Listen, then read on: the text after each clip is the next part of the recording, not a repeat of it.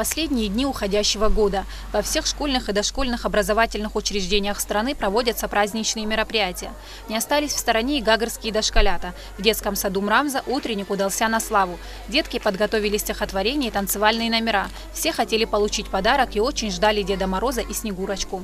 Как блестят ее наряды, как светятся ее фонарики. Наша елка поздравляет с Новым годом всех ребят. Детки долго готовились к утреннику, ведь им выступать не только перед знакомой аудиторией. Сегодня у них гости, которые приехали поздравлять их и не с пустыми руками. Компания Mobile преподнесла детскому саду ноутбук и принтер. Это большое подспорье в работе персонала. Заведующая детским садом Бела Кокоскерия поблагодарила сотовую компанию за подарки. Сегодня к нам приехали представители сотовой компании Mobile. Они приехали к нам с подарками.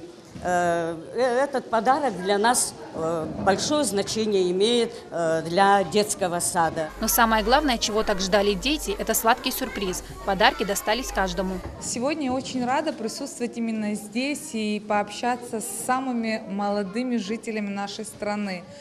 Очень приятно, что наша молодежь такая талантливая. Сегодня они устроили здесь настоящий праздник.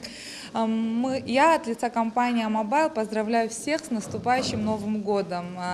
Мы сегодня преподнесли им небольшие подарки, и мы очень надеемся, что для них они принесут радость. Получив долгожданный пакет с подарком, дети тут же стали изучать его содержимое. Родители очень благодарны компании за проявленный интерес к детям. В Новый год исполняются желания, и дети больше всех этого ждут.